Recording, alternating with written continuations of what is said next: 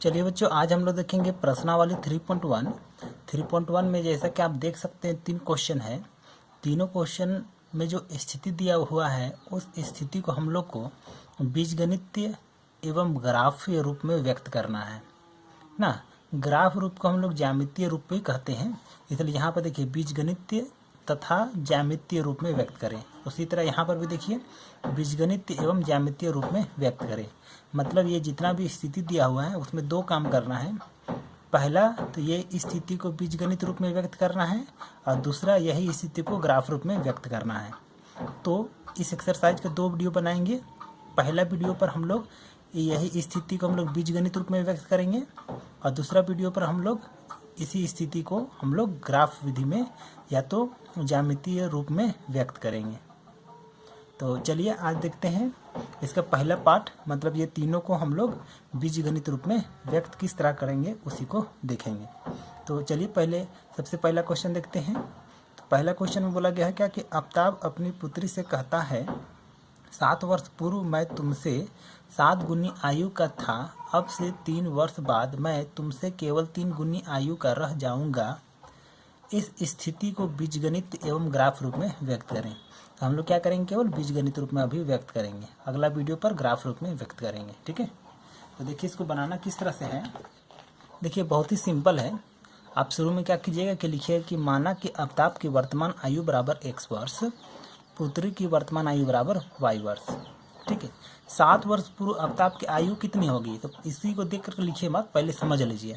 तो 7 वर्ष पूर्व आफ्ताब की आयु कितनी होगी, तो उसको जानने के लिए आप क्या कीजिए, आप सपोज कीजिए कि आपका अभी जो है वो है 13 साल। तो 3 वर्ष पूर्व कितना रहा होगा, तो 10 साल। तो कैसे निकाल रहे हैं, तो 3 घटा करके ना निकाल रहे हैं। तो उसी तरह से अभी आफ्ताब का आयु है 7 वर्ष, x वर्ष। तो 7 साल पहले कितना होगा, तो अभी जितना भी आयु है उससे 7 घटाएंगे। तो वही काम यहाँ पर किया गया है कि 7 वर्ष पूर्व आफ्ताब की आयु बराबर x - 7 वर्ष। उसी तरह से 7 वर्ष पूर्व पुत्री की आयु कितना हो जाएगा, तो अभी वर्तमान आयु जो है वो y वर्ष है। तो 7 वर्ष पूर्व कितना रहा होगा, तो y - 7 वर्ष। तो इसलिए हो गया यहाँ y - 7 वर्ष। अब यहाँ क्वेश्चन में जो बोला है उसके हिसाब से क्या बोला है, 7 वर्ष पूर्व मैं तुमसे 7 गुनी आयु का था। मतलब ये जो है वो ना इससे 7 गुना है, ये बड़ा है। कितना बड़ा है, तो 7 गुना बड़ा है। अब हम लोग को तो बीजगणित रूप में व्यक्त करना है, मतलब समीकरण बनाना है। तो समीकरण बनाने के लिए हम लोग को ना ये दोनों को बराबर करना पड़ेगा। तो बराबर कर रहे हैं किस तरह, तो देखिए इसको पहले यहाँ लिख दिए और इसको यहाँ उतार दिए। तो अभी ये दोनों बराबर नहीं है, तो ये बड़ा है और ये छोटा है। तो ये कितना बड़ा है, तो 7 गुना है, इससे 7 गुना अधिक है। तो लीजिए इसको भी हम 7 से गुना कर दिए, तो अब बराबर हो गया है ना। तो इसीलिए यहाँ पे हम लोग को 7 से गुना करना पड़ा ताकि ये बराबर आ जाए। अब ये वाला को जैसा का तैसा उतार दिए, अब इसको गुना किए 7y, फिर यहाँ 37 49। अब समीकरण बना रहे हैं, ये इसको उतार दिए, y को इधर ले आए, ये -7 उतार दिए, इसको इधर ले आए तो माइनस में, इधर आए तो प्लस में, इक्वल टू इधर 0। और ये प्लस में था, इस इधर आके माइनस में हुआ है, ये उतर गया, ये उतर गया। यहाँ पर देखिए अब ये माइनस में, ये प्लस में है, तो प्लस वाला बड़ा है तो इसका साइन लग गया, फिर प्लस माइनस माइनस, फिर घटा दो तो 42 इक्वल टू 0 हो गया इक्वेशन 1। अब दूसरा स्थिति क्या बोला है उसको देखिए।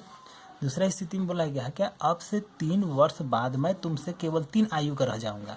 तो 3 वर्ष बाद दोनों का आयु निकालेंगे। तो 3 वर्ष बाद आफ्ताब की आयु कितना हो जाएगा, तो इसको भी आप लोग अपना में लेकर के देखिए।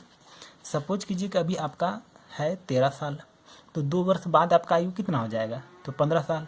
तो कैसे निकाले, तो 13 में से 2 जोड़ करके ना 15 निकाले। मतलब जितना वर्ष बाद बोलेंगे ना उतना ही संख्या इसमें जोड़ देंगे वर्तमान आयु में, तो वो निकल जाता है। तो इसीलिए अभी आफ्ताब का आयु है x वर्ष, तो 3 वर्ष बाद कितना हो जाएगा, तो x + 3।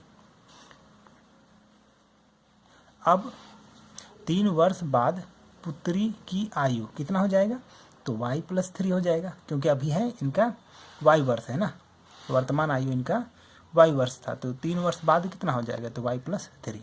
अब बोला गया है क्या कि ये जो है वो 3 गुनी आयु का है। यहाँ देखिए बोला है क्या कि अब मैं 3 वर्ष बाद मैं तुमसे केवल 3 गुनी आयु का रह जाऊंगा। मतलब आफ्ताब बड़ा है तो कितना वर्ष बड़ा हो जाएगा, तो 3 गुनी वर्ष का, 3 गुना अधिक रहेगा ये। तो उसी को बराबर करेंगे तभी समीकरण बनेगा, और वही समीकरण हमको ला करके छोड़ देना है। तो इसको उतार दिए और इसको उतारे। अभी ये दोनों बराबर नहीं है, ये बड़ा है, कितना बड़ा है, तो 3 गुना बड़ा है, इसलिए इसको भी 3 से गुना किया और बराबर कर दिए। अब सिंपल मल्टीप्लाई किए हैं, ये उतर गया, इसको मल्टीप्लाई किए, इधर से मल्टीप्लाई किए तो 3y, और ये मल्टीप्लाई तो 3 तिया 9, ये उतर गया, इसको इधर ले आए तो प्लस में है, इधर आए तो माइनस में, ये प्लस में, ये इधर आए तो माइनस में, इक्वल टू फिर 0, ये इतना, फिर ये उतर गया, ये दोनों सॉल्व हुआ तो ये बड़ा है तो इसका साइन लग गया, प्लस माइनस माइनस माइनस मतलब घटाना, तो घटा दिए, 9 में से 3 तो 6, इक्वल टू ये 0। तो उम्मीद करते हैं समझ में आ गया होगा। अब चलिए देखते हैं इसका सेकंड क्वेश्चन। क्वेश्चन नंबर 2 में बोला गया है क्या कि क्रिकेट टीम के एक कोच ने इतना रुपए में 3 बल्ले और 6 गेंद खरीदी, बाद में उसने एक और बल्ला और उसी प्रकार की 3 गेंदें इतना रुपये में खरीदी। इस स्थिति को बीजगणित एवं ज्यामितीय रूप में व्यक्त करें। मतलब बीजगणित मतलब समीकरण लाना है और फिर उसका ग्राफ खींचना है। तो इस वीडियो में हम लोग केवल बीजगणित रूप में व्यक्त करना सीखेंगे, कहने के मीनिंग समीकरण लाएंगे, और अगला वीडियो पर इसका ग्राफ देखेंगे। तो देखिए इसको बनाना किस तरह से है, तो लिखिएगा अब इस तरह से कि माना कि एक बल्ले का मूल्य बराबर x रुपया और एक गेंद का मूल्य बराबर y रुपया। तो ये तो बहुत ही सिंपल है। क्या बोला उसको देखिए, इतना रुपये में 3 बल्ले मतलब 3 बल्ला खरीद रहा है, 6 गेंद खरीद रहा है। अब अपने में सोचिए कि अगर एक बल्ला का दाम है x रुपया तो 3 बल्ला का कितना होगा, तो 3x, इसलिए 3x। फिर 6 गेंद खरीदा है ना, तो 6 गेंद, तो एक गेंद का दाम है वो y रुपया, तो 6 गेंद का कितना होगा, तो 6y। तो 6y कर दिए। अभी दोनों को जैसे ही जोड़े तो कै रुपया आया है बोल रहा है, तो 3900 रुपया ना, तो इसलिए यहाँ पर हो गया हम लोग का 3900। ठीक है, पहला इक्वेशन बन गया। फिर सेकंड देखिए, बोला गया बाद में उसने एक और बल्ला तथा उसी प्रकार की 3 गेंदें खरीदी। तो एक और बल्ला खरीदा तो x, फिर उसी प्रकार का 3 गेंद खरीदा, तो एक गेंद का दाम है y रुपया, तो 3 और का कितना होगा, तो 3y। अब दोनों को जोड़ेंगे तो कितना रुपया बोलता है, तो 1300 रुपया। तो वही हो गया हम लोग यहाँ 1300 रुपया। इक्वेशन 1 2 हो गया। तो ये दोनों बीजगणित रूप में व्यक्त हो गया। अब इसका ग्राफ खींचना है, जो कि हम लोग अगला वीडियो पे देखेंगे।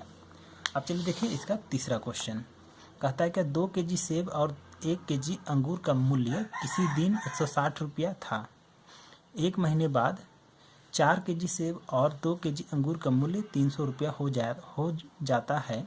इस स्थिति को बीजगणित एवं ज्यामितीय रूप में व्यक्त करें। तो बहुत ही सिंपल है।